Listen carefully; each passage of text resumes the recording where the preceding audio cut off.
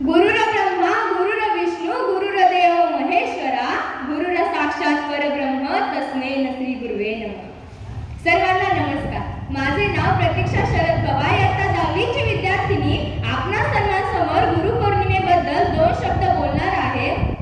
त्यापूर्वी सर्व गुरुजनांना व माझ्या मैत्रिणींना गुरुपौर्णिमेच्या हार्दिक हार्दिक शुभेच्छा देते व मी माझ्या भाषणाला सुरुवात करते।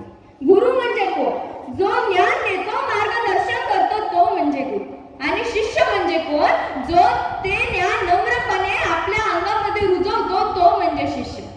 गुरु शिष्याचं नातं हे विचार, संस्कार आणि दोघांच्या प्रयत्नांवर अवलंबून असतं। आज मी अशाच एका गुरु शिष्याची एक छोटीशी गोष्ट तुम्हाला सांगणार आहे।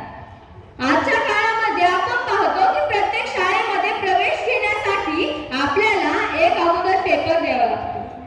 तसंच अगोदरच्या काळातही प्रत्येक गुरु आपल्या शिष्याची निवड करताना त्यांची एक परीक्षा घ्यायची। एक मुलगा होता, त्याला एका खूप मोठ्या गुरुचा शिष्य व्हायचं होतं। पण तो एके दिवशी त्या गुरुकुलमध्ये गेला आणि त्या गुरूंना म्हणाला, मला तुमचा शिष्य व्हायचा आहे। ते गुरु त्या मुलाला असं म्हणाले की तू 1 वर्ष मी जो मंत्र तुला दिला आहे त्याचा जप कर आणि तू माझ्यापाशी ये, मग मी तुला सांगतो की तू माझा शिष्य होण्याला पात्र आहेस की नाहीस। नंतर त्या मुलाने 1 वर्ष त्या मंत्राचा जप केला आणि तो मुलगा त्या गुरुकुलमध्ये येणार। तो मुलगा त्या गुरुकुलमध्ये पाय ठेवणारच तेवढ्यात त्या गुरूंच्या एका शिष्याने त्याच्या अंगावर झाडलेला सगळा कचरा लोटून दिला। तो मुलगा त्या शिष्यावर खूप चिडला आणि रागाने त्याचं तोंड लाल झालं होतं। नंतर तो तसाच गुरूंकडे गेला आणि गुरु त्याला म्हणाले की तू सापावानी दंश करत आहेस, तू अजून 1 वर्ष ह्याच मंत्राचा जप कर आणि पुन्हा तू माझ्यापाशी ये, मी तुला सांगतो की तू उत्तीर्ण आहेस की नाहीस। नंतर त्या मुलाने पुन्हा 1 वर्ष त्या मंत्राचा जप केला आणि पुन्हा त्या मुलाने गुरुकुलमध्ये पाय ठेवणारच की त्याच शिष्याने त्या मुलाच्या अंगावर सारवलेलं सगळं शेण टाकून दिलं। नंतर तो मुलगा खूप चिडला, पण त्याचा राग अगोदरच्या रागापेक्षा थोडा कमी होता। तो नंतर तसाच गुरूंपाशी गेला। गुरु म्हणाले, तुझ्या अंगात अजूनही गर्व अहंकार आहे, तू अजूनही माझा शिष्य होण्यास पात्र नाहीस। तू पुन्हा अजून 1 वर्ष याच मंत्राचा जप कर आणि मग मी नंतर तुला सांगतो की तू उत्तीर्ण आहेस की नाहीस। नंतर पुन्हा 1 वर्ष त्या मुलाने त्याच मंत्राचा जप केला। तो मुलगा नंतर गुरुकुलमध्ये गेला आणि त्याच शिष्याने पुन्हा त्याच्या अंगावर सगळं घाण पाणी टाकून दिलं। पण तो मुलगा तेव्हा चिडला नाही, तो तसाच गुरूंपाशी गेला। गुरु म्हणाले, आता तुझ्या शरीरातला सगळा गर्व अहंकार हा संपला आहे, आता तू खरा माझा शिष्य होण्यासाठी पात्र झाला आहे। नंतर तो मुलगा त्या शिष्यापाशी गेला आणि तिला हात जोडून म्हणाला की तुम्ही मला माझ्या अंगातला गर्व अहंकार संपवण्यासाठी जी मदत केली त्याबद्दल मी तुमचा खूप खूप आभारी आहे। या गोष्टीवरून असं समजतं की जोपर्यंत आपल्या अंगामध्ये गर्व अहंकार आहे तोपर्यंत आपण शिक्षण घेण्याला पात्र नाही। जेव्हा आपल्या अंगातला सर्व गर्व अहंकार संपेल तेव्हा आपण खरे शिष्य होण्याला पात्र आहोत। यानंतर मी अजून एक तुम्हाला एक गोष्ट सांगू इच्छिते की एक गुरु शिष्याची जोडी होती आणि ते गुरु शिष्य प्रत्येक गावोगावी जायचे आणि त्या गावात त्या लोकांना संस्कार शिकवायचे।